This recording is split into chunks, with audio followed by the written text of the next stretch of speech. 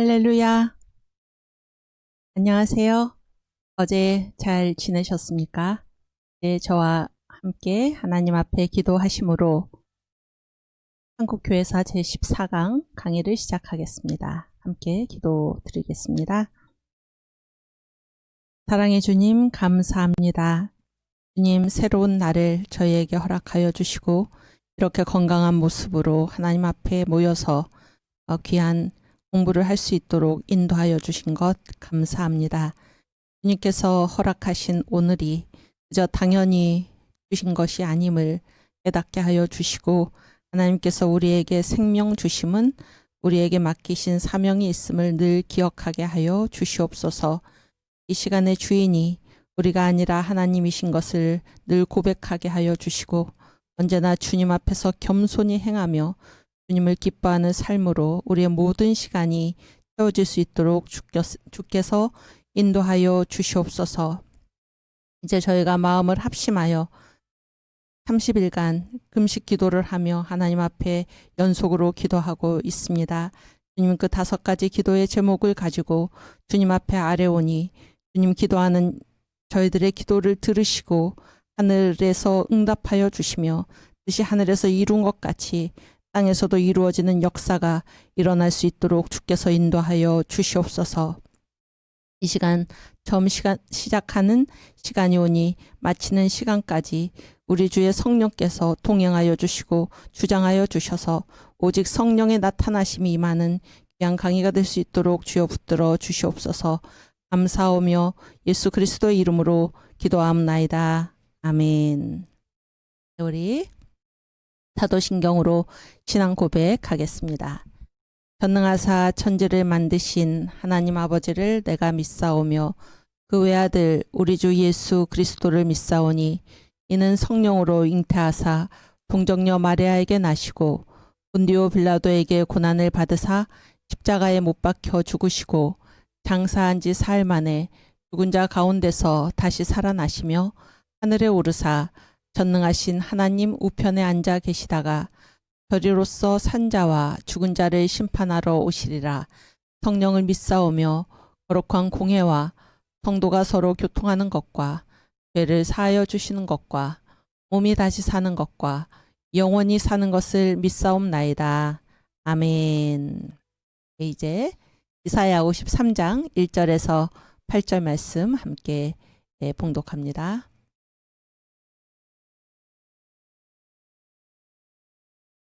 우리의 전한 것을 누가 믿었느뇨? 여호와의 팔이 네게 나타났느뇨? 그는 주 앞에서 자라나기를 연한 순 같고 다른 땅에서 나온 줄기 같아서 본 모양도 없고 풍채도 없은즉 우리의 보기에 흠모할 만한 아름다운 것이 없도다. 그는 멸시를 받아서 사람에게 실어 버린 바 되었으며 강고를 많이 겪었으며 질고를 아는 자라. 마치 사람들에게 얼굴을 가리우고 보지 않음을 받는 자 같아서 멸시를 당하였고 우리도 그를 귀히 여기지 아니하였도다.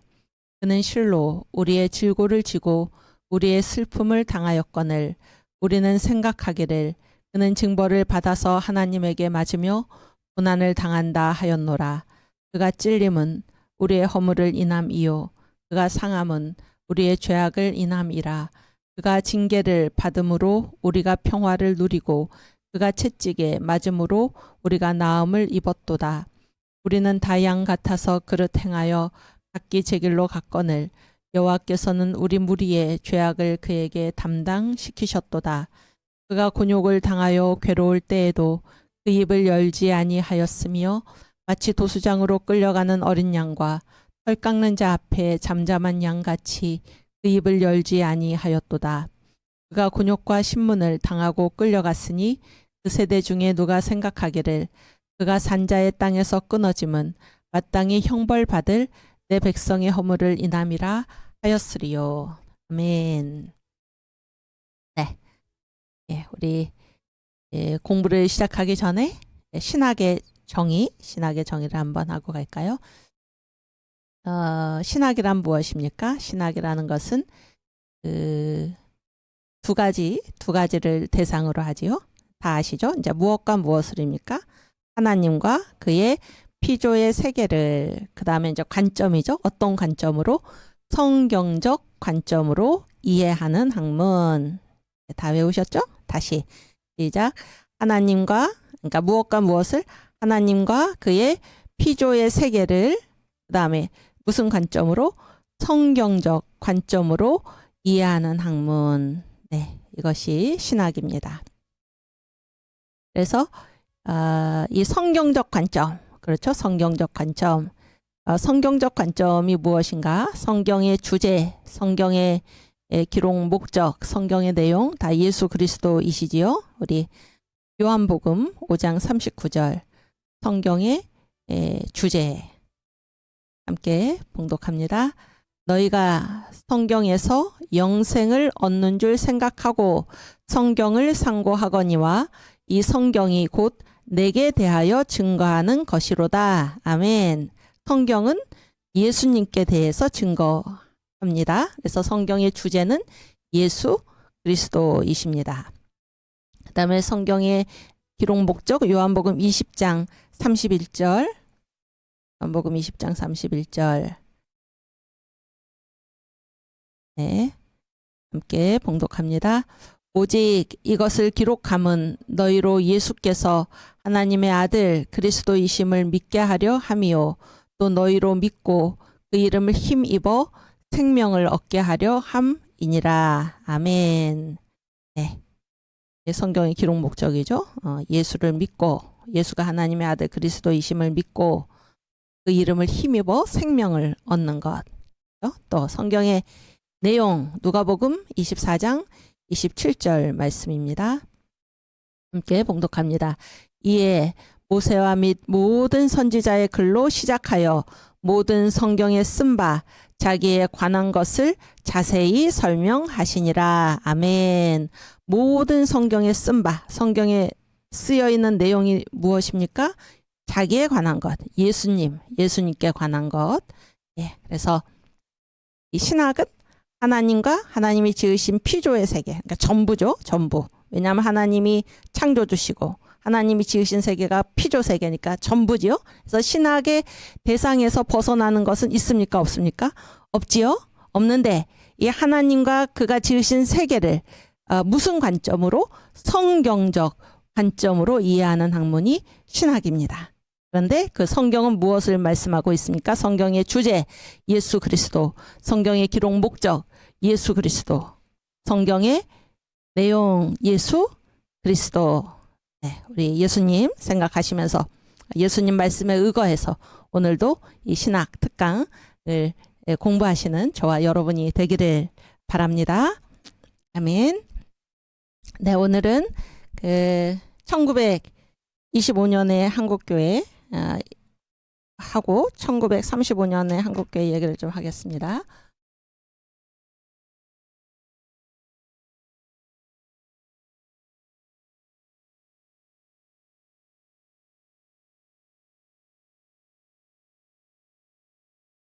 이제 어제 제가 무슨 말씀을 드렸습니까? 이제 이 3.1 운동이 끝나면서 이제 한 시대가 갔다 그런 생각이 들어요. 한 시대가 갔다.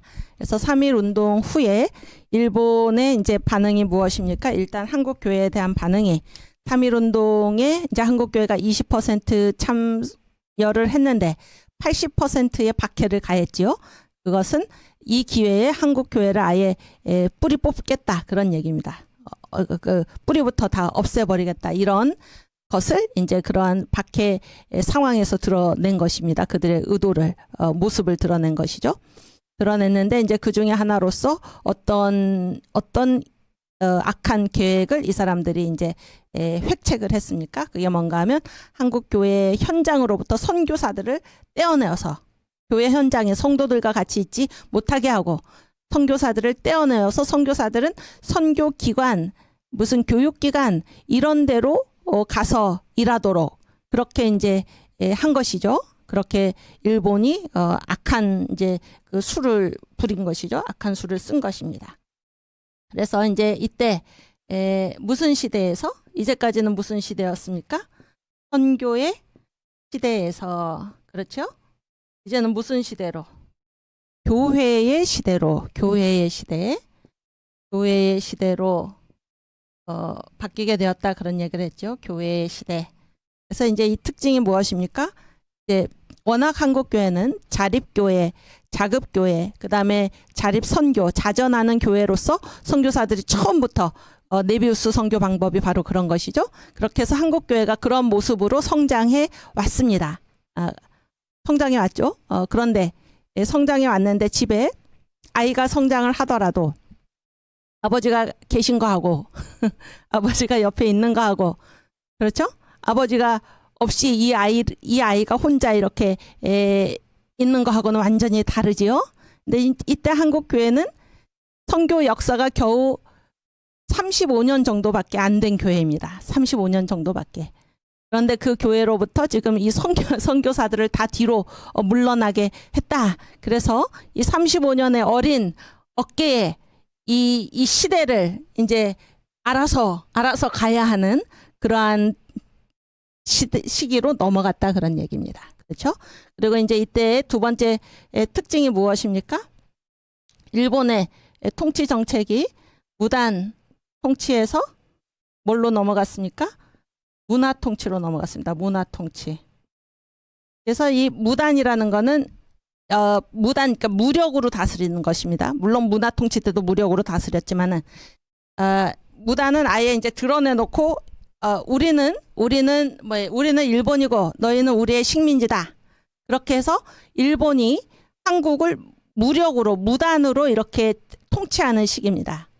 그런데 이제 3.1 운동이 일어나고 3.1 독립운동이 일어나고 굉장히 이제 일본이 놀랐지요. 놀랐습니다. 그래서 이 세계 여론이나 이런 것들도 있어서 일본이 이제 어떻게 할 수밖에 없었습니까? 이게 문화 통치로 전환할 수밖에 없었습니다. 전환할 수밖에 없었어요. 그래서 어제 제가 말씀드렸죠. 그 데라우치 총독이 이제 급사했다. 이렇게.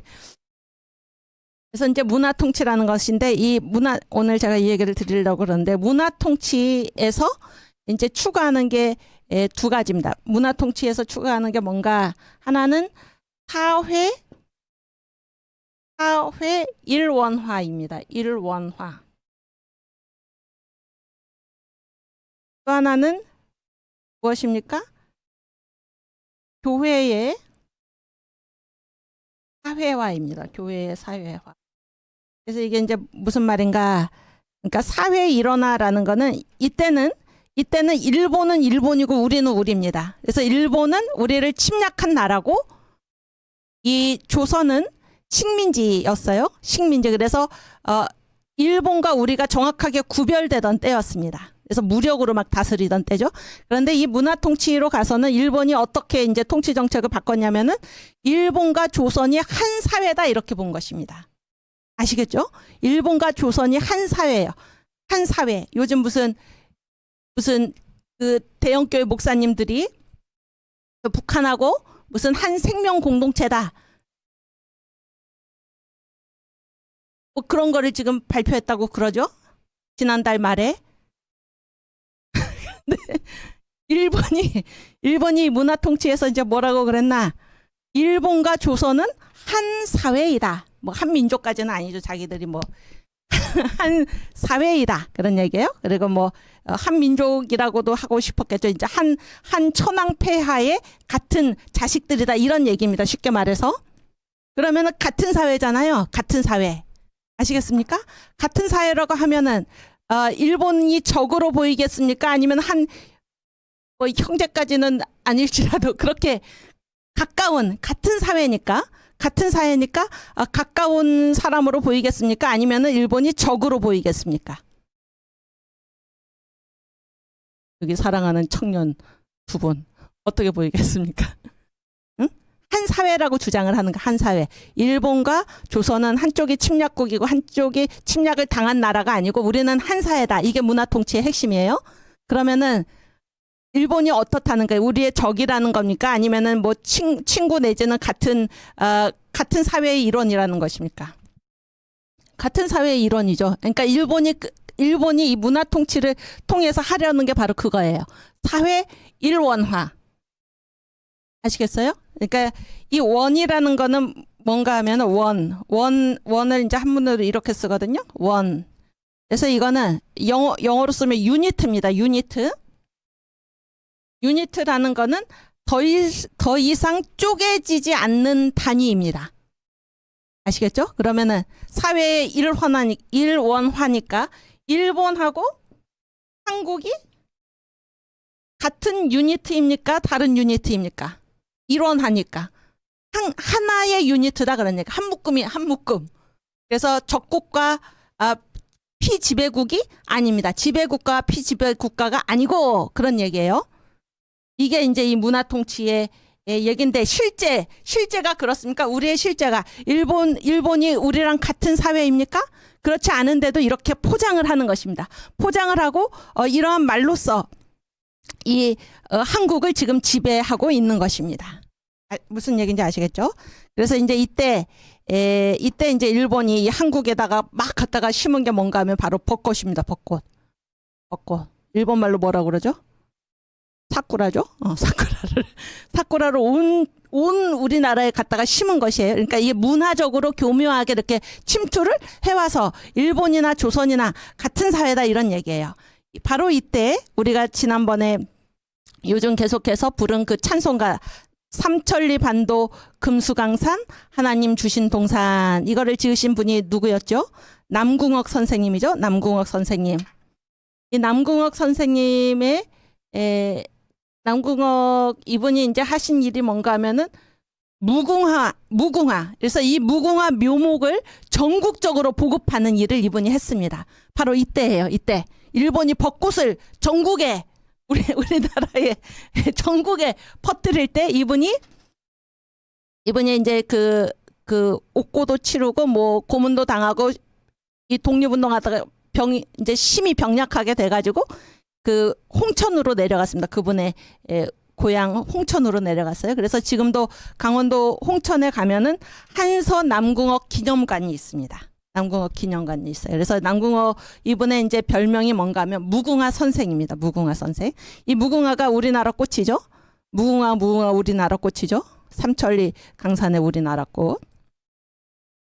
근데 이제 이분이 그래서 이제 무궁화 묘목을 전국적으로 이제 보내는 이 운동을 펼친 것은 일본의 이러한 교묘한 문화 통치. 우리의 실제는 분명히 우리가 침략을 당했고 일본은 우리를 침략한 나라고 그런데 그거를 싹 가리면서 일본과 조선이 한 사회이다. 이런 식으로 했던 데에 그 개교를 간파하고 남궁옥 선생이 무궁화 보급 운동을 펼친 것입니다. 무슨 얘기인지 아시겠죠? 근데 여러분 이 무궁화를 영어로 뭐라고 그러는지 혹시 아십니까? 무궁화. 여러분이 모르시는 것도 있어요. 제가 신나죠? 네. 그래서 무궁화가 뭔가 하면 로즈 오브 샤론입니다. 로즈 오브 샤론. 샤론의 꽃. 놀랍지 않습니까? 샤론의 꽃. 샤론의 꽃이 누구신가요? 네? 누구예요? 샤론의 꽃이. 부끄러워하지 말고 말씀해 보세요. 샤론의 꽃 예수. 샤론의 꽃 예수. 우리나라 국화 이 무궁화의 영어 이름이 뭔가 하면 로즈 오브 샤론입니다. 샤론의 장미. 샤론의 꽃 예수. 아마 한국은 그렇죠? 그 이름도 그렇고 초호준 선택받았다. 조선 초호준 선택받았다. 무궁화가 국화입니다. 무궁화. 이게 이제 문화통치죠. 그래서 문화통치에서 이들이 계획한 것은 사회의 일원화입니다. 사회의 일원화. 사회의 일원화고 그리고 이제 그랬을 때 이 교회 있잖아요. 교회가 하는 일도 교회가 이제 이 한 사회잖아요. 한 사회 아닙니까? 일본이나 한국이나 그렇죠. 그래서 이제 이때 교회가 어떠한 지금 이 문화 통치로 인해서 교회가 어떠한 형편에 놓여 있게 됐나. 그러니까 무단 통치 때는 엄격하게 일본이 이제 그 악한 어떤 풍조 사상들을 다 막았었습니다. 무단 통치 때는 아주 엄격하게. 그런데 이제 문화 통치가 되면서 이걸 완전히 이 자기들이 막고 있던 이 악한 사상들을 갑자기 풀어놓은 거예요. 문화 통치니까. 아시겠죠? 그래서 이때 한국 사회로 이 35년밖에 안 되는 어린 역사를 지닌 한국교회가 이제 그런 악한 악한 그 사조, 악한 사조의 그 물결에 그 경랑에 휘청거리게 만든 것입니다. 그 대표적인 게 무엇입니까? 세속주의. 그렇죠? 세속주의가 뭐예요? 어제 그 차재명 목사님 뭐죠? 그 성신을 근심하게 하는 7가지 죄 있었죠? 선생님 거기에 PPT 바로 윗부분에 있습니다. 차재명 성신을 근심하게 하는 오케이 여기 바로 위에 위에 오케이 거기 보면 여기 보세요. 그러니까 이때 교회가 이제 이런 세속주의가 막 들어오니까 어떻게 하는 사람들이 있었다는 것입니까? 위쪽에 첫째 어떻게 했다는 것입니까? 신자가 진실이 믿는 자들과 교제를 끊고 사회 풍조를 따라 생활하는 거. 이렇게 한국 교회가 지금 이런 물결에 지금 휩쓸리게 됐다 그런 얘기예요. 신자가 믿는 자들과 교제 끊고 사회 풍조를 따라 생활하는 거 신자인데. 둘째, 신자가 신앙적 이상을 저버리고 세상 사람같이 행동하며 돈 쫓는 것. 그러니까 예수 믿는 사람이나 믿지 않는 사람이나 똑같았다 그런 얘기죠. 셋째, 허망하게 자신을 높이며 안하무인하며 신앙을 돕는 교리를 무시하고, 그러니까 교회의 가르침을 우습게 봤다 그런 얘기예요. 교회의 가르침을 더 이상 교회의 가르침에 따르지 않는 그런 신자들이 생겨났다 그런 얘기입니다. 또 교회에 대한 책임을 고사하고 아무 책임도 안 지고 일도 하지 않고 뭐만 합니까? 비평만 하는 것. 이런 풍조가 지금 교회 안으로 몰려들었다 그런 게 이게 바로 세속주의죠. 세속주의. 또 뭡니까? 공산주의 혁명이 어디에서 일어났나요? 나라. 그때 처음에 공산주의 혁명이 어디에서 일어났나요? 그렇죠. 러시아죠. 러시아. 그러니까 러시아가 이제 공산국가가 되면서 소련이라고 된 거죠. 러시아에서 몇 년에? 1917년에. 그러면은 또 1920년부터 지금 바뀌었다 그런 거잖아요. 3.1운동 이후부터. 여기 바로 직전이죠. 그렇죠? 그런데 이제 일본이 이렇게 문화 통치로 가면서 이러한 사상을 그냥 터놓은 거예요. 그냥 터놓으니까 이제 이런 것들이 갑자기 이 한국 사회로 몰아닥친 것입니다. 한국 사회로. 그래서 뭡니까? 또 물질 문명. 물질이 최고다 그런 얘기죠. 잘 사는 게 최고다 이런 얘기입니다. 물질 문명의 반대말이 무엇일까요? 물질의 반대가 뭡니까? 정신이죠. 정신. 그러니까 정신이 어떤 게 정신이 살아있다 이런 게 중요하지 않아요. 정신이 살아있는 게 중요하지 않고 뭐가 최고입니까? 잘 사는 것. 돈. 여기 아까 보셨죠? 신자가 돈을 쫓아서 행동하는 거. 돈을 쫓아서. 그렇죠? 또 회의주의가 무엇입니까? 회의주의가 옳은 게 있다는 겁니까? 없다는 겁니까? 없다 그런 얘기죠? 이것도 옳은 것 같고 저것도 옳은 것 같고 이것도 잘못됐고 저것도 잘못됐고 이런 얘기잖아요.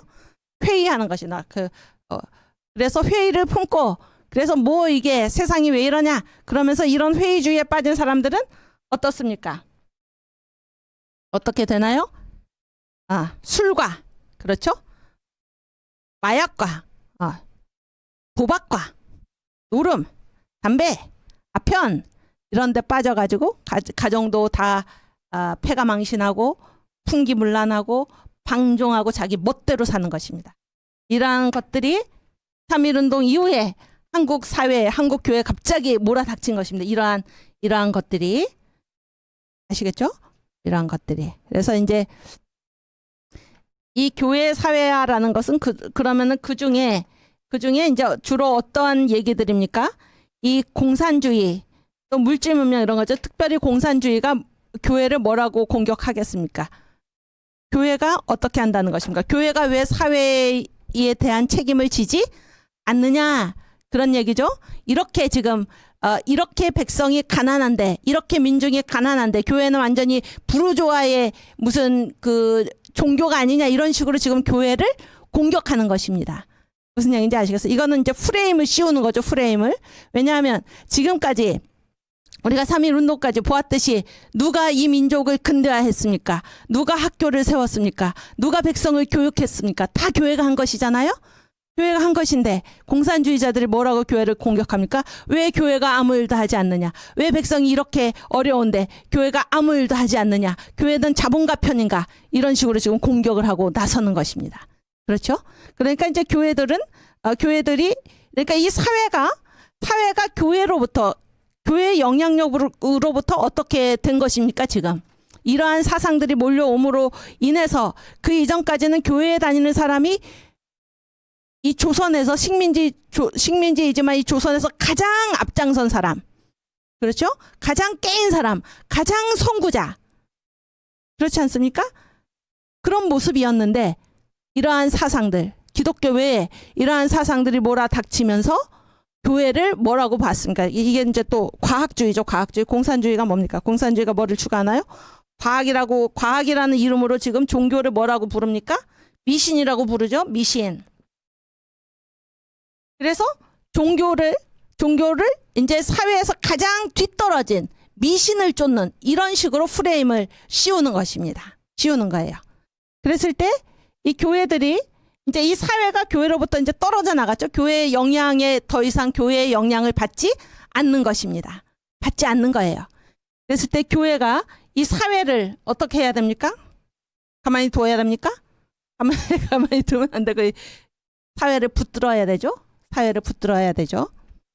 그래서 이제 이 교회, 원래 사회가 이 교회 안에 함께, 교회의 가치로 함께 가고 있었는데 이 시대부터 사회가 떨어져 나간 거예요. 떨어져 나갔습니다. 그래서 이 교회가 이 사회를 붙드는 그러한 일들이 지금 필요했던 것입니다.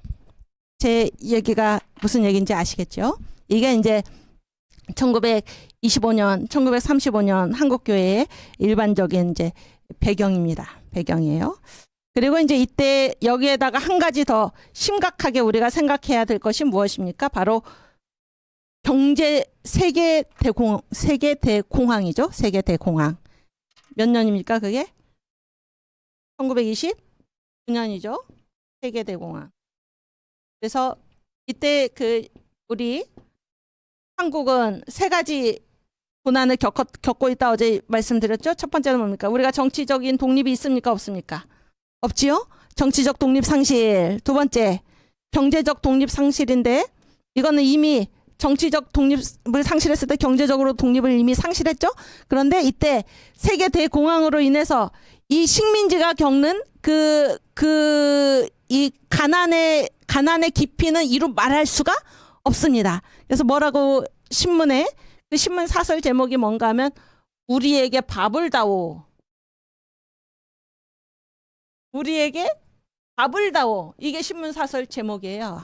여러분, 정말로 먹을 게 없는 겁니다. 먹을 게. 굶어 죽어가는 그런 사람들, 굶어 죽어가는 사람들이 여기 어디서 봤는데 생겨난 거예요. 생겨났다기보다 생겨난 게 아니고 한국인들의 많은 수가 지금 굶어 죽어간 것입니다. 이때.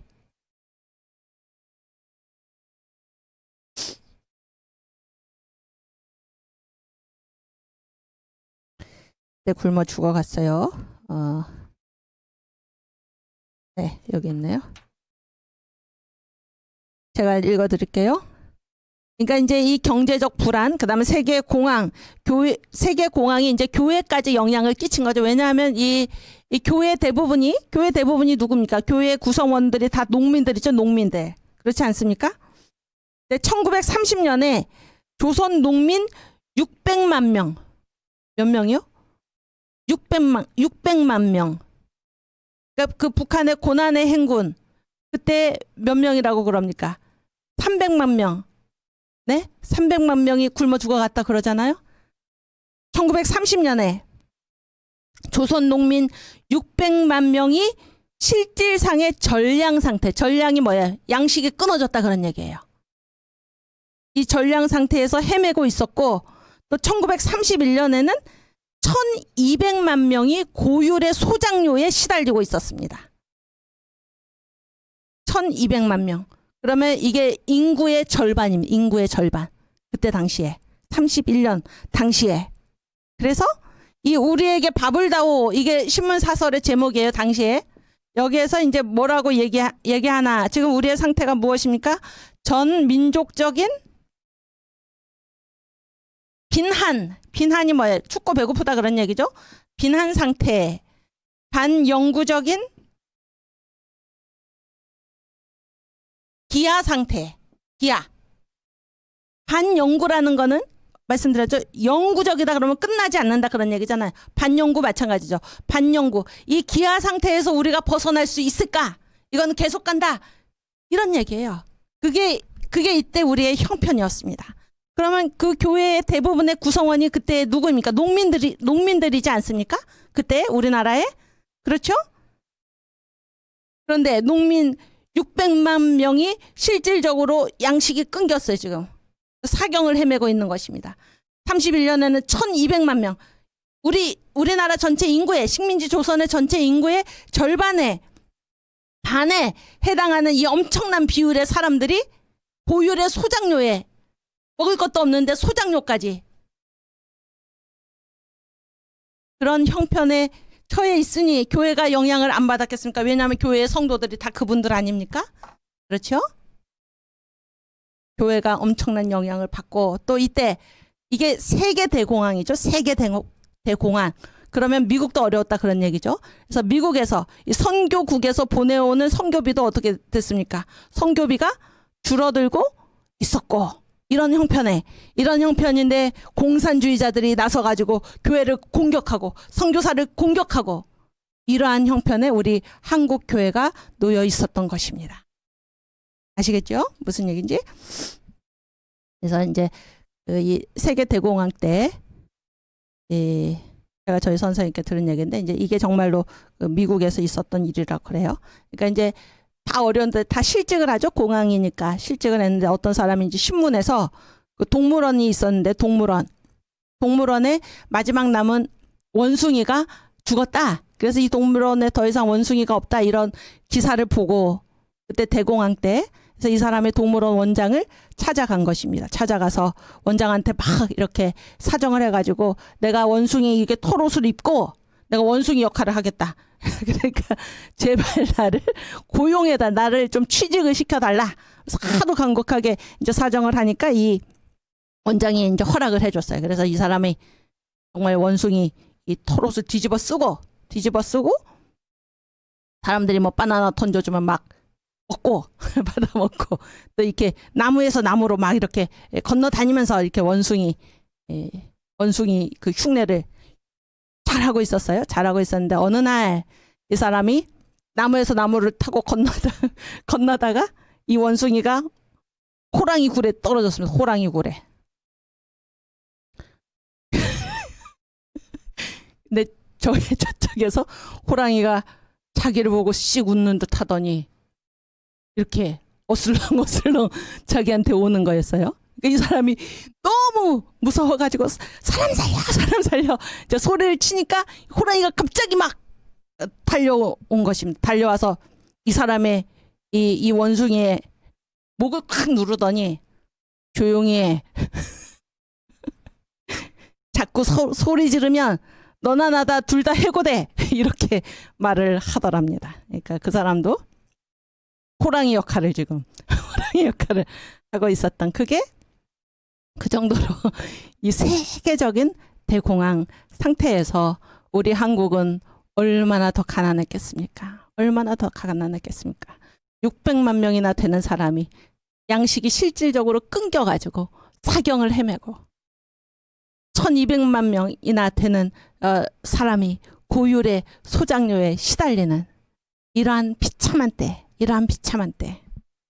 여러분 그런데 이때 교회는 결코 교회의 특징은 무엇입니까? 결코 희망을 잃지 않는 것입니다. 결코 희망을 잃지 않아요. 이때 지어진 찬송가가 뭔가 하면 바로 아침해가 돋을 때입니다. 아침해가 돋을 때 우리 찬송 한번 불러보겠습니다. 아침해가 돋을 때 띄워주세요. 여기 가사를 한번 저랑 같이 볼까요? 아침해가 돋을 때 만물 신선하여라. 나도 세상 지낼 때 햇빛 되게 하소서. 언제 햇빛이 되어야 됩니까? 언제? 거기 앞에 있잖아요. 세상 지낼 때, 세상 지낼 때, 죽은 다음에 햇빛 되는 게 아니고 언제? 지금 이 세상 살아갈 때. 아멘.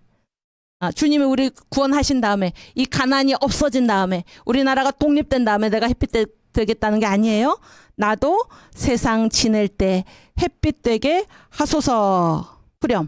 주여 나를 도우사 세월 허송 않고서. 우리 허송할 세월 없다 그런 얘기예요.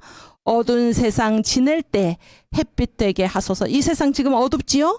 이때 제가 햇빛 되게 해주세요. 이런 얘기입니다. 2번 2절 새로 오는 광음을 보람 있게 보내고, 그렇죠? 주의 일을 행할 때 햇빛 되게 하소서. 그러니까 뭐 하면서 살겠다는 겁니까? 새로 오는 광음을 보람 있게. 어떤 게 보람 있는 것입니까? 주님의 일을 하는 것. 주님의 일을 하는 것. 그리고 이 일을 행할 때 햇빛 되게 하소서. 3절 한 번 가고 안 오는 빠른 광음 지날 때, 여러분 얼마나 여기에 이 종말 의식이 있습니까? 긴장감. 그렇죠? 우리가 이 세상에서 사는 이 시간은 한정없이 무한정 주어지는 게 아니고, 이건 한 번 가고 안 오는 빠른 광음인데 분초를 아껴서 귀한 시간 바쳐서 햇빛 되게 하소서. 어제 우리가 비지, 예수 믿는 사람 바쁘다 그랬죠. 주님을 위해 일하느라고. 비지보디, 참견하는 사람이 돼서는 안 된다고 그랬죠. 이 찬송가 가사가 지금 그런 거 아닙니까? 4절 밤낮 주를 위하여 몸과 마음을 드리고 주의 사랑 나타내 햇빛 되게 하소서. 어떻게 주님의 사랑을 나타낼 수 있습니까? 주님을 위하여 우리 몸과 마음을 드리면 그때 주의 사랑을 나타내고, 그렇게 해서 햇빛 되게 해 주십시오. 아멘. 어두운 세상 지날 때 햇빛 되게 하소서. 네, 우리 1930년에 30년의 찬송이죠. 신정 찬송가에 나온 찬송인데, 이 찬송을 저와 함께, 그때 우리 한국교회 성도들과 함께 부르겠습니다. 아침 해 뜰 때 만물 신선하여라. 나도 세상 지낼 때에 햇빛 되게 하소서. 주여 나를 도우사 세월 호송 않고서 어두운 세상 지낼 때 햇빛 되게 하소서. 새로 오는 광음을 보람 있게 보내고 주의 일을 행할 때에 햇빛 되게 하소서. 아멘. 주여 나를 도우사 세월 호송 않고서 어두운 세상 지낼 때 햇빛 되게 하소서. 아멘. 한 번 가고 안 오는 빠른 광음 지날 때 귀한 시간 바쳐서 햇빛 되게 하소서. 주여 나를 도우사 세월 호송 않고서 어두운 세상 지낼 때 햇빛 되게 하소서. 밤낮 주를 위하여 몸과 마음을 드리고 주의 사랑 나타내 햇빛 되게 하소서. 주여 나를 도우사 세월 호송 않고서 어두운 세상 세상 지낼 때 햇빛 되게 하소서. 아멘. 그래서 이때 이 한국에 계신 이제 선교사가 이 우리 결의 가난, 이때 이제 보고서에 이런 말이 있습니다. 경제적인 궁핍은 백성들의 생활을 크게 저하시켰습니다. 그들은 가족을 부양하기 위해서 힘겨운 무위의 노력을 하고 있습니다. 무위라는 말이 무슨 말입니까? 무위. 소용없다 그런 얘기죠. 소용없다. 아무리 일해도 소용이 없는데도 가족을 부양하기 위해서 힘겨운 무위의 노력을 하고 있습니다. 많은 교회 직원들은 아사 직전에 가 있습니다. 아사가 뭡니까? 굶어 죽는 거죠. 굶어 죽는 것. 많은 교회 직원들은 아사 직전에 가 있습니다. 우리가 지금껏 본 적이 없는 절망감이 백성들을 뒤덮고 있는 것 같습니다. 이게 이때 이 무렵에 1925년에 한 선교사가 이제 보고한 보고서의 내용에 이런 내용이 있습니다. 그때 우리가 얼마나 가난했나 그런 거예요. 얼마나 가난했나. 여러분 이 가난을 틈타고 사람들에게 파고드는 그런 세력이 누구입니까? 가난한 사람들의 틈을 파고드는 세력이 누구입니까? 공산주의죠. 공산주의. 이 공산주의가 1925년에 전조선 주일학교 대회를 어떤 그 신호탄으로 해가지고 교회 공격에 총 매진을 한 것입니다. 교회 공격에. 그런데 이 공산주의는 가난한 계층을 파고들잖아요. 가난한 계층. 근데 이때 우리의 김익두 목사님이 부흥사경회로 인해서 부흥사경회를 이끌면서 이 가난한 사람들한테 복음의 빛을 던져주고 있었던 것입니다. 아시겠죠? 그래서 이 공산주의자들이 김익두가 얼마나 미웠겠습니까? 왜냐하면 가난한 사람들은 원래 누구의 이 서식지입니까? 가난한 사람들. 공산주의자들. 가난한 사람들에게 파고들어서 자기들의 이념으로 이들을 잘 이렇게 유혹해가지고, 그렇죠? 자기들이 이루려는 프롤레타리아 세상 이런 거를 만들어야 되는데 우리의 김익도 목사님께서 부흥회를 열어가지고 이 가난 절망에 빠진 이 농민들 그 사람들을 기독교의 복음으로 붙들었던 것입니다. 그래서 공산주의자들이 이 김익도 목사의 부흥회마다 찾아다니면서 공격을 하고 철근 공격을 하고 그래서 부흥회를 멈추게 하고 간도 용정까지 찾아가고 그런 일을 벌이고 있었던 게 이때의 우리 한국 교회, 한국 사회의 형편이었습니다. 그리고 이 공산주의자들은 이제 일본이 공산주의자들이 난동을 부리고 막 그러니까 일본이 이제 공산주의를 막았어요. 철저하게 막으니까 어디로 갔습니까? 여기서는 이제 뭐 이렇게 어떻게 활동을 할 수가 없죠. 어디로 갔나요? 어디로 가서 우리 한국 교회를 괴롭혔습니까? 일본의 치안이 미치지 않는 만주, 간도 그런 얘기죠. 시베리아 이런 데 가가지고 거기서 우리 한국교회가 어떻게 하고 있었습니까? 이미 이 결례를 여기서 한반도에서 살기 어려워서 떠나간 사람들이 있다고 말씀드리지 않았습니까? 그렇죠? 합병 전후에 50만 명이 이민을 갔다 그랬죠? 또 시베리아로 일본으로까지 떠나간 사람들을 포함하면 250만 명이 지금 나간 것입니다. 살 길을 찾아서. 그런데 거기에 한국교회가 쫓아가서 지금 선교를 하고 있다고 그랬죠?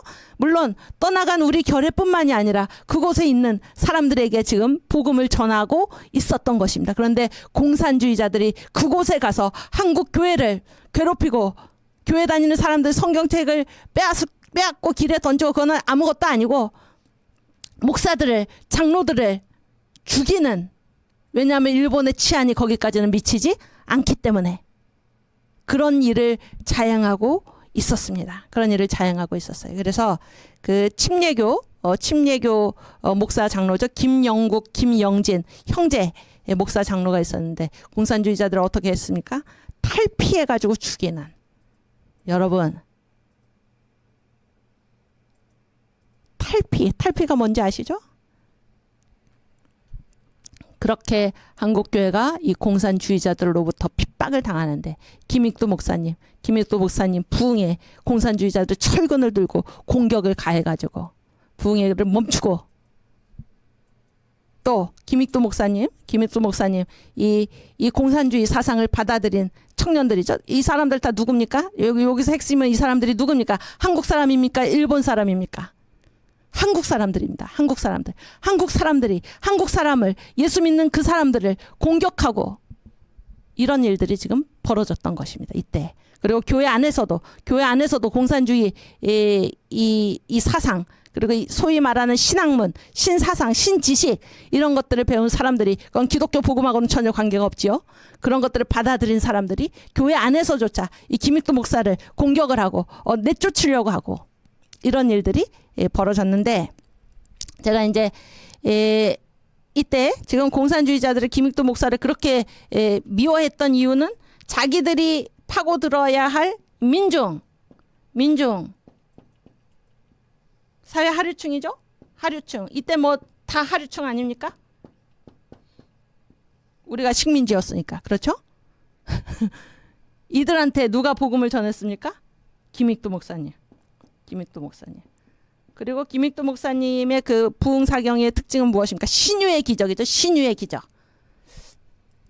그랬을 때 제가 이제 이 얘기를 저희 학교에서, 이제 한국교회에서 아주 오래된 일인데 가르치면서, 이제 이 공산주의자들이 그래서 김익두 목사를 미워했다. 그래서 그의 부흥회를 막 못 열게 하고 괴롭히고 그랬더니, 그리고 이제 그 학기말 시험을 봤어요. 학기말 시험. 그래서 이제 문제가 이 김익두 부흥회의 뭐 사회 개혁적인 요소 뭐 그런 거였어요.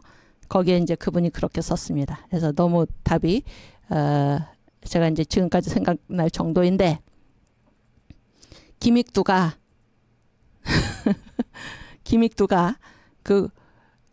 이 민중들 사이에서 설치고 다니니까 공산주의자들로서는 안이 꼬울 수밖에 없었다. 이런 독특한 화법을 쓰는 그 전도사님 답안지를 제가 지금도 기억하겠는데 아주 핵심을 찌른 거죠. 왜? 민중들 사이에 자기들의 이 서식처가 민중 아닙니까? 거기에 김익두 목사님이 이 하류층을 붙들고 그들을 복음으로 인도했다, 그런 얘기예요. 여러분 그 마르크스 아시죠? 마르크스. 이 마르크스가 쓴 책이 무엇입니까? 세 글자입니다. 세 글자. 뭔가요? 안 들어보셨죠? 네. 초성. 여기 초성. 이거 끝에는 알려줄게. 론. 무슨 론일까요? 자본론. 그렇죠? 들어봤죠? 자본론. 여러분이 막스가 자본론을 어디서 쓴지 아십니까? 어디서 썼냐면 대영 박물관에서 썼어요. 대영 박물관. 왜 대영 박물관에서 썼습니까? 이 산업혁명, 공산주의자들이 이제 산업혁명 다음에는 이게 자본주의가 고도로 발전되면은 거기서 프롤레타리아 계급혁명이 일어나가지고 공산주의가 된다고 그러잖아요. 그렇죠? 근데 산업혁명이 어디에서 일어났나요? 영국에서. 그렇죠? 영국에서. 그래서 너무 이제 모순이 심하다 그런 거죠. 그래서 이 영국 사회가 무너지고 여기에서 노동자 혁명이 일어나가지고 공산혁명이 일어나는 거를 자기 눈으로 보기 위해서 대형 박물관에서 딱 이렇게 지켜보면서 자본론을 쓴 것입니다. 근데 막스의 예상과는 전혀 다르게 산업이 고도로 발전한 영국 사회에서 공산혁명이 결코 일어나지 않았고, 오히려 생각지도 않은 어디서 후진 농업국가 러시아에서 공산혁명이 일어난 거예요. 얼마나 어리석습니까? 아시겠어요? 그런데 왜 막스의 예상을 뒤엎고 이 후진 농업국가 러시아에서 공산혁명이 일어났을까? 왜 영국에서는 이게 산업사회가 산업혁명이 고도로 발전되면 발전될수록 자본과 노동자 사이에 모순이 심해져가지고 프롤레타리아가 계급혁명을 일으켜서 공산사회를 이룬다. 이런 게 왜 안 됐을까요? 왠지 아십니까? 감리교 때문입니다. 감리교의 창시자가 누구입니까? 웨슬리죠? 웨슬리. 여러분, 감리교가 영국을 살린 것입니다. 공산혁명으로부터 영국을 구해낸 것입니다. 왜냐하면 이 웨슬리 감리교도들이 복음주의자들이죠. 복음주의자들이 어떻게 했습니까? 이 산업혁명으로 인해 가지고 그때 뭐 5살 되는 아이도 노동 현장에 가서 일을 하는, 실제로. 그렇죠? 그래서 학교도 못 다니고 교육도 못 받고, 그런데 거기서 주일학교가 무엇입니까? 이 아이들이 유일하게 쉬는 때가 언제입니까? 주일이죠? 주일. 그래서 주일에 와서 교육을 받도록 한 게 지금 주일 학교입니다. 누가 했습니까? 복음주의자들, 감리교도들, 감리교뿐만이 아니라 복음주의자들, 예수의 복음 때문에 사는 사람들, 아시겠죠? 그래서 이들이 하류층, 이 노동자층을 이들이 찾아갔습니다. 찾아가서 얼마나 그들의 삶에 빛도 없고, 그렇죠? 몸이 건조하고 암울하고, 여기에 이제 어떤 그 스티븐 닐이라는 선교사가 있어요. 선교사 역사를 이렇게 연구하는 분인데, 그분이 이런 말을 썼습니다. 이들이 노동자들을 찾아가서 그들의 삶에 세 가지를 불어넣었다 그래. 빛을 불어넣고, 색채, 칼라를 불어넣고, 온기를 불어넣었다. 온기. 그래서 안 그러면은 공산혁명으로 다 넘어가는 이 사람들을 붙들어서, 복음으로 붙들어서 영국에서 이 공산혁명이 일어나지 않게 한 것입니다. 그 일을 지금 누가 했습니까? 김익도 목사님. 공산주의자들이 교회에 파고들어서, 이 한국 사회에 파고들어서 지금 선교사들과 한국 교회를 떼어놓고 한국 교회도 둘로 나누는 거죠. 편을 가르는 것입니다. 그래서 이 교회가 누구 편이라는 것입니까? 교회는 자본가의 편이다. 공산주의자들이 아주 싫어하는 게 자본가들 아닙니까? 교회는 자본가다. 그래서 민중을 돌보지 않는다. 하류층에 관심이 없다. 그러니까 당신들은 우리와 함께 뭐로 어떻게 하자는 겁니다. 노동자 세상을 만들. 여기 지금 노동자가 어디 있습니까? 무슨 얘기인지 아시겠어요? 이렇게 해서 교회를, 이 사회를 돌보지 않는 그런 부자 계층, 자본가 계층, 이렇게 매도하는 그때에, 그럼 이 하류층에 그런 심리가 있죠? 그런 심리가 있지 않습니까? 이 세상이 얼마나 살기가 힘듭니까? 그런데 자기들이 잘 살게 하는 그런 세상을 준다니까 어떻게 하겠습니까? 거기 따라 나서지 않겠습니까? 그렇게 되지 않도록 복음으로 이들을 붙든 것이 바로 김익도 목사님입니다. 김익도 목사님. 그리고 철저하게 뭐를 가르쳤습니까? 우리에게는 뭐가 있습니까? 새 예루살렘. 그래서 신앙을 붙들고 이 시간을 견뎌 나가도록, 이 하류층, 하류층이니까 남 얘기하는 것 같지만 그렇지 않죠? 대부분의 한국인들을 붙든 사람이 바로 김익도 목사다, 그런 얘기예요. 김익도 목사.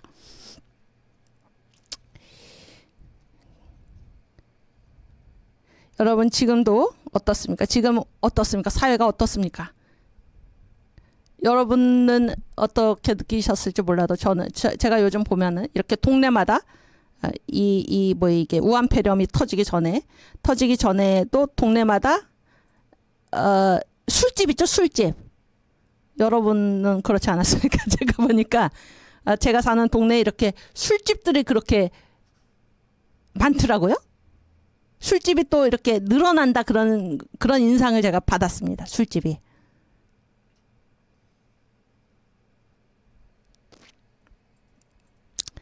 그렇죠?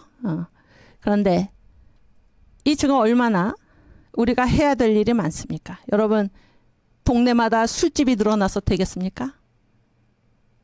이 사람들의 삶이 아주 피폐해지고 정서도 삭막해지고, 그렇죠? 아무 희망도 없이 공격적이 되고, 이러한 때에 우리 예수 믿는 사람들이 어떻게 해야 되겠습니까? 그들의 삶에 찾아가서 빛을 불어넣고, 칼날을 불어넣고, 온기를 불어넣어서 복음으로 이 한국을 붙들어야 되지 않겠습니까? 생기를 잃은 이 사회, 한국교회가 어떻게 해야 되겠습니까? 여러분, 우리가 예수 믿고 예수 믿는 사람들한테는 항상 기쁨이 넘치죠. 이 기쁨과 즐거움이 넘치는 것이 우리가 잘 살아서 기쁨과 즐거움이 넘치는 게 아니죠.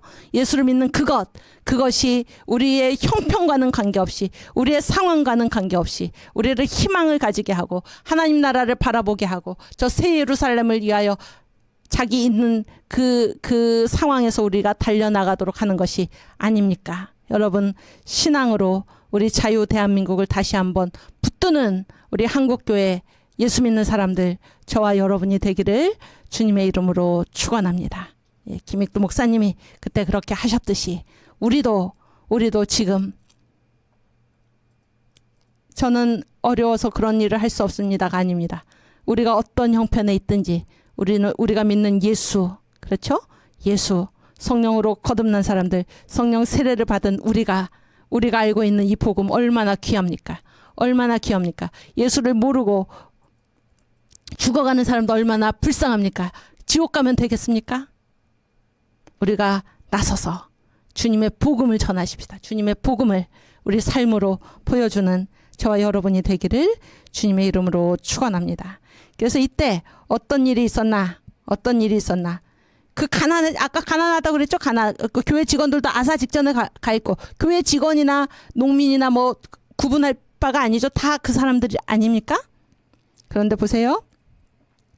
그의 기적은 헌금에서도 나타났다. 그래서 이제 김익도 목사님이 문을 닫아 걸고 금식 기도를 하고 강단에 섰어요. 강단에 서니까 산을 뺄 것 같은 능력이 충만한 것을 이제 느꼈습니다. 스스로. 그렇죠? 그런데 이 날이 1920년 6월 30일 평양 대부흥 집회였어요. 이때가. 그게 이제 큰 기적을 하나 나왔는데, 이 동아일보 기사입니다. 동아일보 기사인데, 수천 명의 군중이, 거기 수천 명이나 되는 사람이 모였었다는 얘기예요. 수천 명의 군중이 미친 듯, 취한 듯 흥분한 신경을 걷잡지 못하여 기부하였는데, 월자가 뭔가요? 이게 이 비녀죠, 비녀. 월자가 700여 쌍이요. 금반지가 50여 개요. 은장도가 20여 개. 기타 시계와 의복과 유기반상 별별 가지 기부가 산같이 쌓여 현금과 합하여 계산하니 거의 6만 원에 달한지라. 그때 당시에 돈으로. 다 굶어 죽고 가고 있는데 그 사람들이 이제 돈이 없으니까 뭐 이게 비녀 다 빼고 그런 얘기죠, 지금? 실로 공전의 대성황을 이루었더라. 이게 동아일보 기사입니다. 동아일보 기사인데, 이 헌금은 무엇을 위한 헌금이었나? 사립 숭덕학교를 위한 기금이었어요. 사립 숭덕학교. 무슨 얘기인지 아시겠죠? 그 가난한 중에도 지금 이 부흥에 와서 하나님의 성령 세례를 받고 주님의 은혜에 감격해가지고 어떻게 쓴가 헌금을 많이 했다. 그러니까 헌금을. 사립 숭덕학교 이 미션 스쿨이죠. 이 학교를 위한 기금으로. 또 이 김익도 목사님이 이제 1920년 10월부터는 승동교회가 어디 서울에 있죠. 거기에서 부흥 전도할 때에도 큰 이적이 나타났다. 그래요. 그래서 10,000명의 큰 무리, 10,000명. 어마어마한 숫자 아닙니까? 그때 당시에 예수 믿는 사람이 20만 명이죠? 20만 명인데 10,000명. 그럼 뭐예요? 20분의 1. 20명 중에 1명은, 한국에서 20명 중에 1명은 그 자리에 와 있었다, 그런 얘기 아닌가요? 10,000명의 큰 무리가 밤을 새워 기도하며 회개의 뜨거운 눈물을 흘렸다. 그래서 이러한 집회, 그리고 그 경험, 여러분도 성령 세례를 받았을 때 그 경험을 다 가지고 있죠? 그 경험 얼마나 기쁘고 하나님 은혜에 감사합니까? 이러한 엄청난 집회와 그 경험은 서울의 교회뿐만이 아니라 사회적으로도 커다란 경성을 주고 있었다. 그래서 우리가 이렇게 굶어 죽고 우리가 버림받고 주님은 우리를 결코 버리시지 않는다, 그런 얘기잖아요.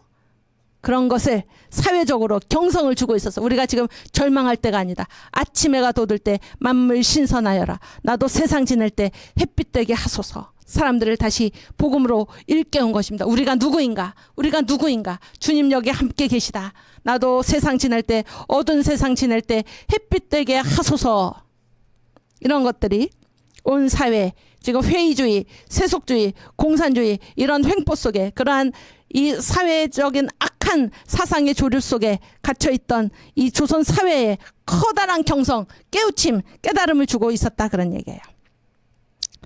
그런데 이제 김익두 목사님 그 부흥 집회에서 신유의 기적이 엄청나게 일어났습니다. 신유의 기적이. 네, 제 얘기를 잘 들어보세요. 그래서 이제 이때 서북교회 있죠. 서북교회. 서북교회가 어디라고 제가 말씀드렸습니까? 어느 도하고 어느 도라고 말씀드렸나요? 황해도 평안도죠. 황해도 평안도. 여기에 이제 교회의 힘이죠. 교세가 한국 전체 교회 교세의 얼마 이상이라고 그랬습니까? 3분의 2. 아시겠죠? 황해도하고 평안도를 뭐라고 부르냐면은 서북 지역이라고 그래요. 서북 지역. 근데 이제 여기에 있는 특별히 장로교회, 다른 교파가 아니라 장로교회. 황해도 평안도의 장로교회를 우리가 서북교회라고 그럽니다. 서북교회. 그런데 이 서북교회가 한국교회 전체에서 가지고 있는 이 교세의 크기가 한국교회 전체의 얼마 이상이요? 3분의 2 이상이에요. 그러면 이것 빼고는 다 뭡니까? 비서북교회죠. 비서북교회가 가진 교세는 얼마입니까? 3분의 1 이하죠. 그렇지 않습니까? 그랬을 때 이제 이 서북교회의 대표 노예들이 이제 몇 개죠. 뭐 황해노예, 평안노예 이런 게 있지 않습니까? 그런데 이 황해노예에서 김익두 목사님의 이제 이 신유의 기적들이 막 일어나니까는 어떤 일을 했냐면은 일단 그 재령 지명입니다. 지명. 황해도에 있는 거죠. 거기에 임택권 목사라는 분이 계세요. 임택권 목사가 김익두의 이적 명증회, 그러니까 김익두 목사님의 이 이적을 증명하는 모임을 만들었어요. 무슨 얘기인지 아시겠죠? 이적 명증회를 만들었어요. 그래서 2년의 조사 끝에 1921년에 조선 예수교회 이적 명증을 발행을 했어요. 그래서 여기에 이제 그때 일어난 기적들이 다 이렇게 망라가 되고 있었는데, 이거를 누구도 봤나? 송창근 목사, 이 외국에서 공부하고 들어온 송창근 목사도 보고, 당시에 명의로 이름이 널리 알려진 윤치소 장로가 누군가 하면 윤보선 대통령의 부친이시죠. 이 명의입니다. 윤치소도 이 책을 사봤는데, 그때 황해노예에서 이제 총회에다가 어떤 것을 이렇게 건의를 했냐면은, 이게 이제 이 신유가 지금 사실로 일어난 거잖아요. 이 기적들이. 그래서 이거를 가지고 장로의 헌법 2장 1조에 어떤 내용이 있냐면 잘 들어보세요. 오늘날에는 이적 행하는 권능이 정지되었느니라. 이게 장로의 헌법에 나와 있어요. 아시겠죠? 그러니까 오늘날에는 뭐 병 고치고 기적이 일어나고 이런 것들은 언제적 얘기라는 겁니까? 사도행전 때 얘기다, 그런 얘기 아니에요? 사도행전 때 얘기다. 그 시절의 얘기다. 그래서 뭐예요? 오늘날에는 금일에는 이적 행하는 권능이 정지되었느니라. 이런 헌법 조문이 있었는데, 그거를 어떻게 해달라고 건의를 올렸냐면, 이 황해노에서 그거를 수정해달라. 왜냐하면 지금 어떻게 됐습니까? 이 김익두 목사님 부흥에서 뭐가 일어났습니까? 기적이 일어났죠. 이적이 일어났죠. 그래서 그런 사실을 가지고 헌법 조문을 수정해달라, 이렇게 총회에 건의를 할 정도였다, 그런 얘기예요. 총회에 건의를 할 정도였다. 그런데 이제 제가 여기서 한 가지 보는 거는, 이 이적이잖아요. 이적을 이제 어떻게 하는 겁니까? 증명을 하는 거죠. 증명을. 그러니까 이 시대를 이렇게 휩쓸고 있었던 이제 그 틀이 무엇입니까? 증명이라는 것은 무엇입니까? 이 과학이죠. 과학. 그래서 이 과학이라는 것들이 이 시대에 과학이라는 것들이 이 시대를 이제 크게 이끌고 있었던 어떤 그 사조가 아니었나 그런 생각을 하게 됩니다. 그래서 교회에서마저도 이 신유가 일어났는데 그것을 이적 명증회 이거를 증명한다 이렇게 됐고 또 이제 그런 거를 가지고 이 신유 사실을 가지고 헌법 조문을 수정해 달라 이제 이런 데까지 가게 됐다 그런 얘기예요.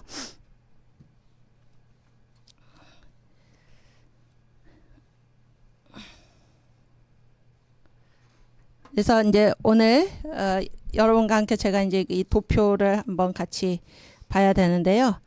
한국교회 신앙 형태 변천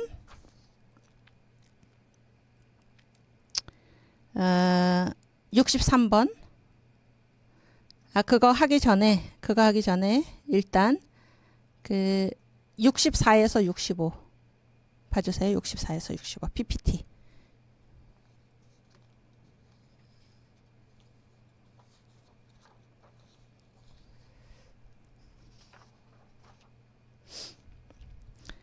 네.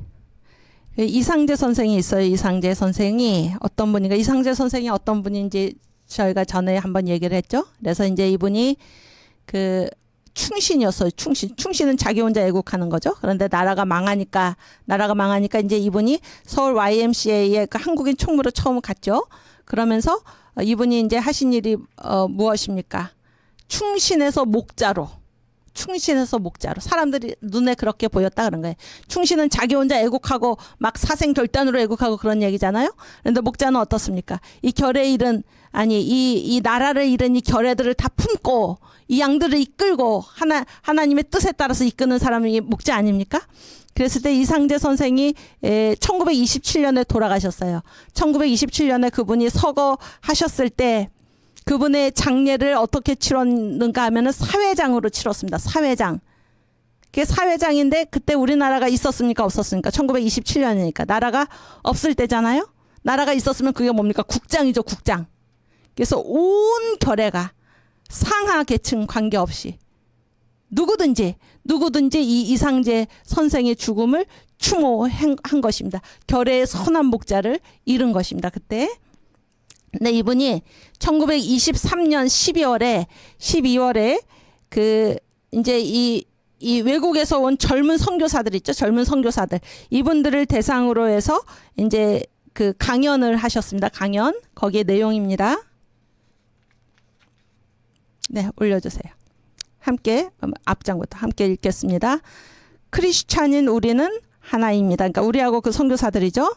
크리스찬인 우리는 하나입니다. 우리의 하늘 왕국은 어떤 지상의 국경들보다 더 위에 있습니다. 이게 무슨 말일까요? 국경에 관계없다 그런 얘기죠. 예수 믿는 사람은 하나입니다. 따라서 국적의 자존심이 우리가 천국의 일을 수행하는 데에 방해물로 작용할 수 없습니다. 그래서 우리는 미국이고 너희는 한국이고 이런 자존심이 우리의 일을 천국의 일을 방해할 수 없다 그런 얘기예요. 또 천국은 침노하는 자의 것입니다. 그렇죠? 천국은 간절히 바라는 자가 천국을 차지하죠. 그러나 그 침노의 목적, 천국의 목적은 타인을 굴종시키거나 파괴하는 것이 아니며 오히려 모두에게 도움을 주고 구원을 가져다 주는 것입니다. 아멘. 타인을 굴종시키거나 파괴하는 것 누구를 두고 하는 얘기입니까? 공산주의자들. 그렇죠? 그러나 그 목적은 타인을 굴종시키거나 파괴하는 것이 아니며 오히려 모두에게 도움을 주고 구원을 가져다 주는 것입니다. 다음. 공산주의 바로 나오죠? 공산주의와 기독교의 차이가 무엇인가를 얘기하고 있습니다. 공산주의에서는 가지지 못한 자가 가진 사람으로부터 빼앗아 오기를 원합니다. 그러니까 공산주의라는 거는 무엇입니까? 가지지 못한 사람하고 가진 사람이 나눠지죠? 그렇죠? 그래서 누가 훌륭한 사람입니까? 가지지 못한 자가 훌륭한 사람이에요. 가진 사람이 못된 사람이죠? 그래서 이 훌륭한 사람이 못된 사람으로부터 재산을 빼앗아 오는 거예요. 왜냐하면 자기들이 훌륭하니까. 이 가진 사람이 악한 사람이니까. 이런 얘기잖아요. 그러나 천국에서는 가진 사람들이 가지지 못한 자들에게 주기 위해서 빼앗기는 것입니까? 스스로 주는 것입니까? 스스로.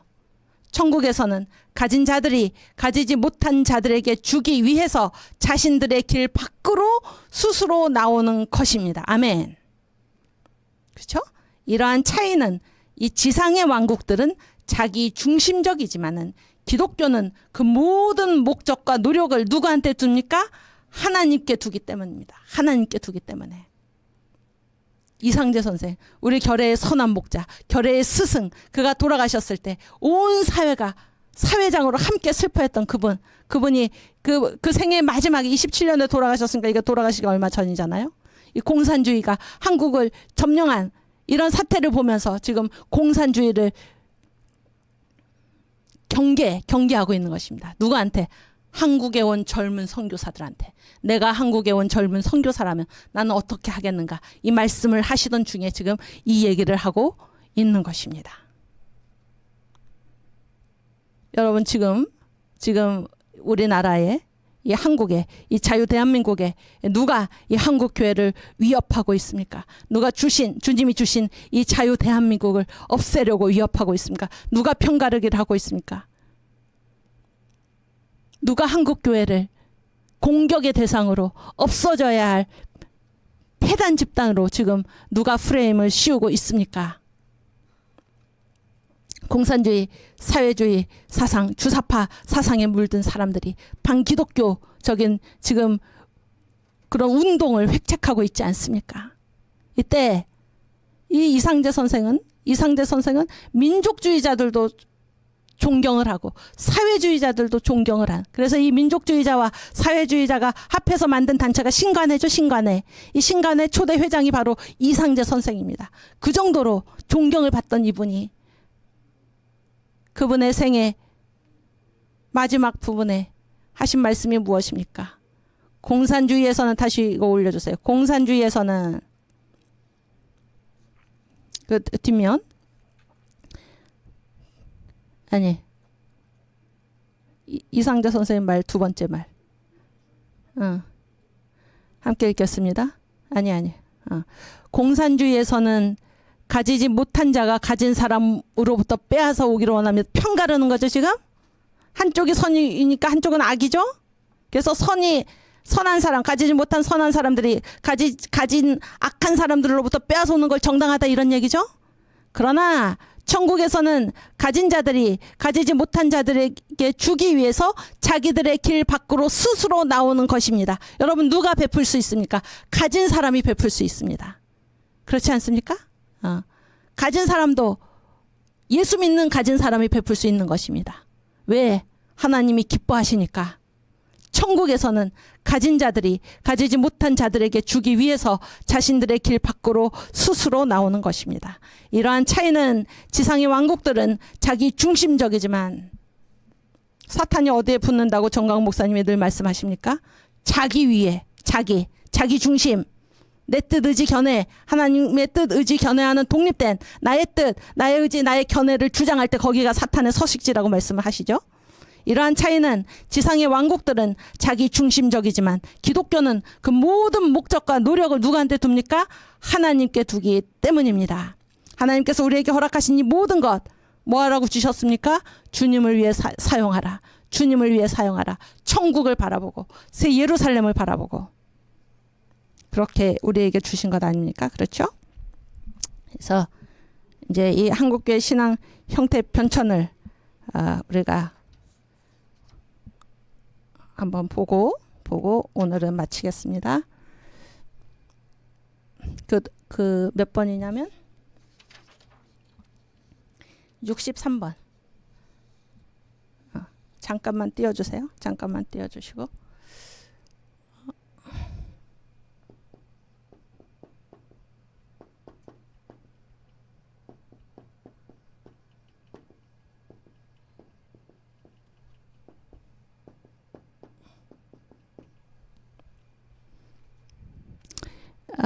이거를 저랑 겹쳐서 보여주실 수는 없죠? 있나요?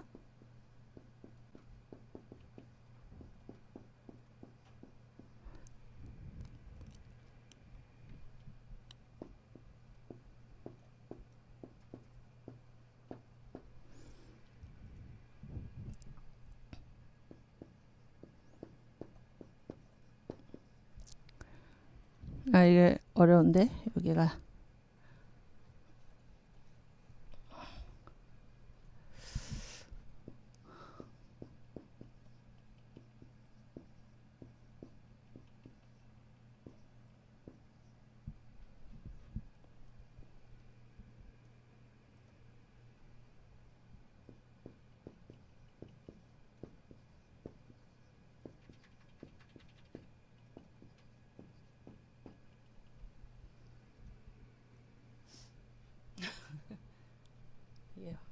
잘 안 되는데.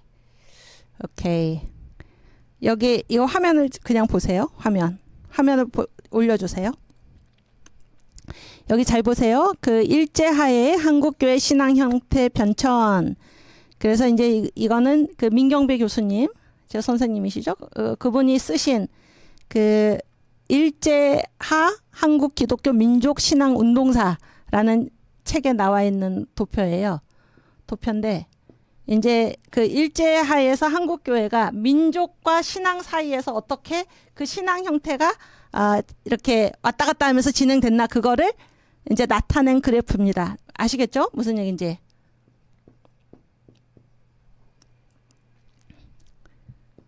그걸 잘 지금 보세요. 잘 보시면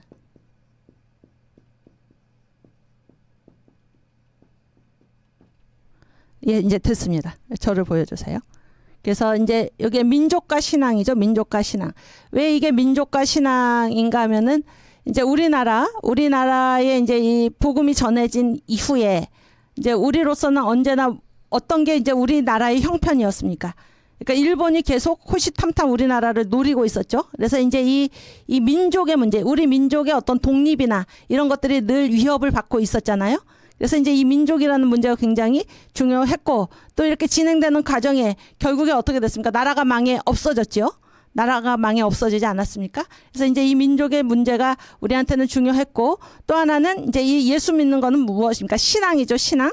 그래서 신앙. 그래서 이 두 축 사이에서 어떻게 한국교회의 신앙이 이렇게 변화가 됐나, 그런 거를 이제 그린 그림입니다. 그래서 1885년에 예수를 믿었죠? 신앙에서 출발을 한 거죠. 신앙에서.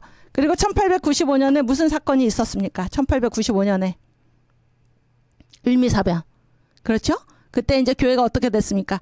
애국 충군의 교회. 나라 사랑하고 임금께 충성하고, 그렇죠? 교회마다 다 십자가 달고 국기 달고 이런 애국 충군의 교회로 나선 거죠. 그때 교회가. 그래서 선교사들도 어떻게 했습니까? 선교사들은 정교 분리죠. 정교 분리지만은 지금 이 한 나라의 국왕이 위험에 처했을 때 밖에 외국인들이 있느냐, 선교사들 찾은 거죠. 그때 기꺼이 가서 왕을 보호하는 애국 충군의 교회로 한국 교회가 보여진 것입니다. 그렇죠? 근대화 이때. 그리고 그런데 이제 이때 어떤 일들이 있었다고 그랬습니까? 교회 안에 어떤 사람들이 있었다고 그랬나? 라이스 크리스찬. 그래서 예수를 신앙으로 믿은 게 아니라 어떤 사람들, 신앙 외의 동기, 무슨 예수 믿고 잘 살기 위해서, 예수 믿고 우리가 부강하기 위해서, 이런 사람들이 와서, 그러니까 예수가 아니라 누가 쌀을 더 준다. 라이스 크리스찬이 쌀 때문에 예수 믿었다, 그런 얘기 아닙니까? 그러니까 예수가 쌀 주는 것보다 누가 쌀을 더 준다더라. 그럼 어떻게 합니까? 그 사람들은 쌀 더 주는 대로 가지요. 그래서 이런 사람들, 교회 안에 섞여 있었던 이런 사람들이 정화되는 그런 정년을 거친 때가 언제입니까? 바로 1905년에서 1907년에 일어난 대부흥운동. 그렇죠? 그래서 신앙이 안에서 불타기만 하면 그것이 저절로 밖으로 이어진다. 그래서 이 신앙이 있는 것이 우선이다. 이런 질서가 확립된 것이 바로 1905년 평양 대부흥이었죠. 1907년. 그래서 이제 이것이 그래서 이제 이때 그 타오른 신앙의 불길이 다시 민족적인 차원에서 왜냐하면 신앙 내연이라는 거는 이 안에서 불탄 이 에너지는 반드시 어떻게 되게 되어 있습니까? 밖으로 이어지게 돼 있죠? 그 에너지가 밖으로 이어진 때가 언제입니까? 1919년에 3.1 독립운동이죠. 독립운동. 그리고 나서 이제 이게 그래프 다시 보여주세요. 그리고 나서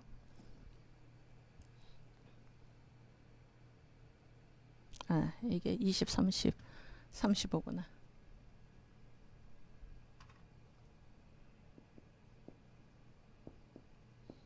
그리고 나서 이제 이 선이 어떻게 되는 것이 특징입니까, 여러분?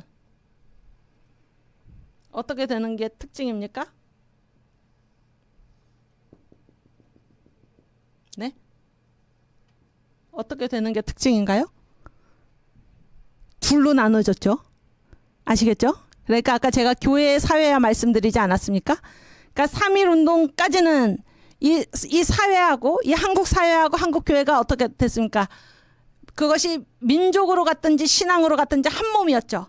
한 몸으로 움직이지 않았습니까? 한 몸으로 움직였는데 이 교회가 사회화 되면서 그때 이제 교회 안에서도 둘로 나뉜 거예요. 둘로. 그래서 한 서북교회를 중심으로 한 이쪽은 뭡니까? 신앙 가지고 그 어려운 때 경제 대공황 뭐 그런 때를 신앙 가지고 겪어 나간 사람들이 있었는가 하면은 그런 얘기죠. 또 교회 한쪽에서는 어떤 일이 있었습니까? 이게 지금 신앙 이게 문제가 아니다. 이 사회를 어떻게 해야 된다는 것입니까? 이 사회를 기독교가 사회적으로 응답을 해야 되지 않는가? 이런 얘기죠. 이거는 1907년 대부흥 때 사라졌던 신앙 차원이 아니더라도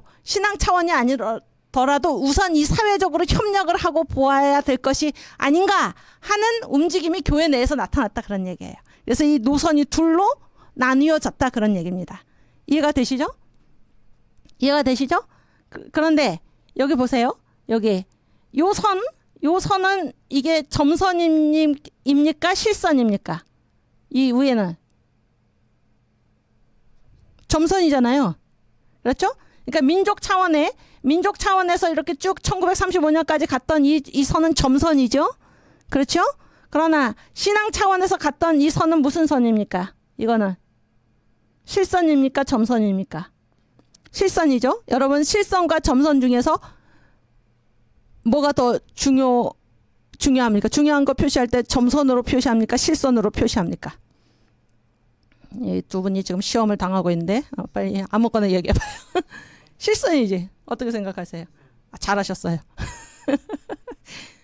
실선이 진짜다 그런 얘기지. 점선은 뭐예요? 점선은 임시적이다 그런 얘기지. 임시적이다. 그러면은 잘 보세요. 이게 실선 이게 진짜다라는 거는 그리고 여기 앞에서는 이게 뭡니까? 계속 이어지는 이 선은 계속 무슨 선입니까? 이게 실선입니까? 점선입니까? 실선이죠?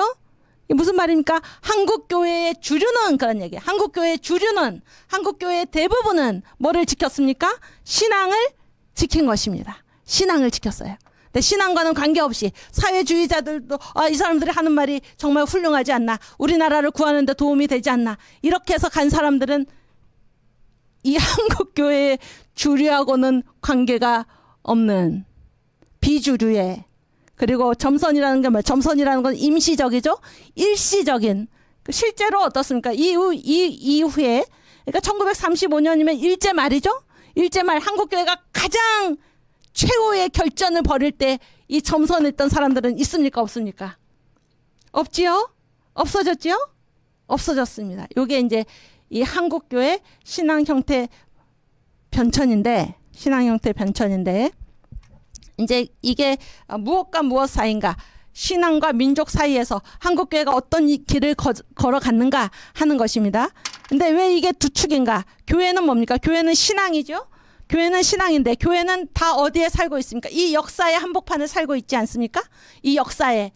그러니까 민족이 뭡니까? 우리 역사의 현장이죠. 역사의 현장. 그러니까 우리는 주님을 고백하는데 어디에서 고백하도록 되어 있습니까? 이 역사의 현장에서. 지금 여러분 예수 믿는 사람들 지금 왜 핍박당합니까? 여러분 왜 이렇게 고생을 많이 하십니까? 제가 어디에 이렇게 유머에서 봤는데 어떤 사람이 요즘 얘기입니다. 요즘 얘기. 어떤 사람이 병원에 갔대요. 병원에 가서 의사한테 저는 너무 요즘 소화도 안 되고 스트레스 받아서 잠도 못 자고 그렇습니다. 그랬더니 의사가 그러시냐고. 그래서 그렇게 된 지 얼마나 되셨냐고 그래서 한 3년 반 됐습니다. 그랬대요. 그랬더니 의사가 나도 그렇다고 이렇게 얘기를 했다고 합니다. 그런데 이 자유 대한민국이 지금 예수 믿는 사람들 왜 이렇게 가슴이 답답하고 그렇죠? 왜 이렇게 힘든 시기를 우리가 보내고 있습니까? 여기에서 신앙을 하기 때문에. 여기에서 신앙을 하기 때문에 우리가 이 세상 떠나서 천국에서 예수 믿는 게 아니죠. 그 주일날 손원배 목사님이 뭐라고 그 본문에 성경 본문에 예수께서 뭐라고 말씀하셨습니까? 최후로 이 제자들을 위해서 기도하시면서 세상이 나를 미워한 것 같이 이들도 미워할 것입니다. 그러나 제가 지금 아버지께 기도하옵는 것은 이들을 세상에서 데려가시라는 말씀이 아닙니다. 그랬죠? 우리가 세상 떠나서 천국에 가면 얼마나 좋습니까? 깔끔하고. 그런데 주님은 우리를 어디다 두십니까? 이 세상에서 살라 그러니 이 세상에서 왜 전도하면서 아버지께서 기뻐하시는 이 새 예루살렘의 숫자를 채우기 위해서 영혼 전도하면서 이게 우리가 이 세상에 온 목적 아닙니까? 이게 교회의 목적이 아닙니까? 그래서 예수 믿는 사람, 신앙 가진 사람들은 반드시 어디에서 살도록 되어 있습니까? 이 역사의 현장에서. 그래서 이 둘은 항상 예수 믿는 사람들에게 같이 있는 것입니다. 아시겠죠? 그런데 이 민족에서 특별한 것은 여기가 이게 언제입니까? 일제하죠? 일제하. 뭐 이때는 일제하가 아니지. 이때서부터 일제하였지만은 이때서부터 일본이 계속 1876년에 이 강화도 조약으로부터 해서 이제 한국을 계속해서 집어삼키려고 그런 일을 획책을 해서 결국 이루어진 거 아닙니까? 그랬을 때 이 우리 한국교회 신앙 형태 변천에서는 항상 이 민족의 문제가 걸려 있었다는 거예요. 민족의 문제. 그랬을 때 이 두 축 사이에서 한국교회가 어떻게 신앙 형태가 변천이 됐나? 처음에 예수 믿었죠? 그렇죠? 우리 배단씨 십신가 다 불렀죠? 예수의 높은 이름이? 그러다가 1895년에 을미사변 때 애국 충군의 교회로 한국교회가 모습이 드러난 것입니다. 그렇죠? 그러다가 예수 믿는 사람이 애국했죠, 이때? 그러다가 이제 평양 대붕을 거치면서 이 예수 때문에 교회에 온 사람이 아니라 쌀 때문에 교회에 온 사람들은 다 교회를 떠나갔죠? 떠나갔습니다. 그래서 신앙이 정년이 됐죠? 신앙 차원에서 갔죠? 이때 안에서 불타오른 이 내연의 신앙, 내연이 뭐예요? 안내자 불탈 연자죠? 안에서 불타오른 이 신앙은 반드시 외연 바깥으로 이어지게 된다. 언제 이어졌습니까? 1919년 3.1 독립운동으로 거대한 민족운동으로 외연된 것입니다. 그렇죠? 그러다가 이제 교회의 사회 일어나 그러면서 교회하고 사회가 분리가 됐죠? 분리가 됐습니다. 그랬을 때 이때 이 역사를 살아가는 방식이 달랐다 그런 얘기예요. 한쪽은 교회의 주류, 실선이니까 주류죠. 교회의 주류는 신앙 가지고 이 역사를 살아간 것입니다. 신앙 가지고 이들이 했던 일이 무엇입니까? 금주금연운동. 실질적으로 사회개혁을 누가 이뤄냈나요? 이 사람들이 이뤄낸 것입니다. 이 사람들이. 근데 사회개혁을 외친 사람들, 이 사람들이 한 일이 뭘까 그런 생각이 들 정도로 이걸 뭐 점선으로 있다가 이 공산주의자들하고 섞여서 했던 사람들 점선으로 있다가 이들의 이 사회개혁은 1935년에 가면은 일제가 이제 37년에 중일전쟁을 일으키죠.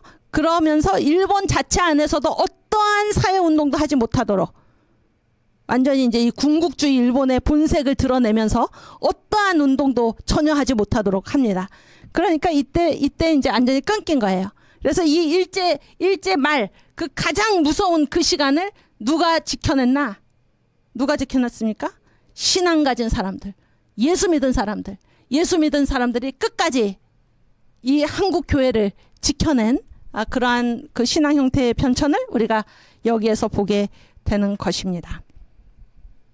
그래서 이때 그 김교신 선생이라고 계세요. 김교신 선생. 이제 제가 내일 말씀을 드리는데 이분이 지은 찬송가가 있습니다. 어디든지 예수 나를 이끌면 이 찬송을 지으신 게 아니고 이 찬송을 즐겨 부르셨습니다. 그 일제 말에 그 어두웠던 시대에 어디든지 예수 나를 이끌면 어디든지 예수 함께 가려네. 예수 함께 아니 가면 낙 없고 항상 예수 함께 가면 겁 없네. 우리 이 찬송 부르고 오늘 마치겠습니다. 어디든지 예수 나를 이끌면 어디든지 예수 함께 가려네. 예수 함께 아니 가면 낙 없고 항상 예수 함께 가면 겁 없네. 어디를 가든지 겁낼 것 없네. 어디든지 예수 예수 함께 가려네. 세상 친구 모두 나를 떠나도 예수 함께 가면 외로움 없겠네. 가는 길이 위태하고 험해도 어디든지 예수 함께 가려네. 어디를 가든지 겁낼 것 없네. 어디든지 예수 함께 가려네. 어두운 그늘 나를 애워쌀 때에 주가 함께 계심 믿고 가려네. 죽은 후에 천국에서 깨어나 예수 함께 길이 살리라. 어디를 가든지 겁낼 것 없네. 어디든지 예수 함께 가려네. 아멘. 우리 주기도문 하고 마치겠습니다. 하늘에 계신 우리 아버지여, 이름이 거룩히 여김을 받으시오며 나라에 임하옵시며 뜻이 하늘에서 이룬 것 같이 땅에서도 이루어지이다. 오늘날 우리에게 일용할 양식을 주옵시고 우리가 우리에게 죄 지은 자를 사하여 준 것 같이 우리 죄를 사하여 주옵시고 우리를 시험에 들게 하지 마옵시고 다만 악에서 구하옵소서. 대개 나라와 권세와 영광이 아버지께 영원히 있사옵나이다. 아멘. 감사합니다.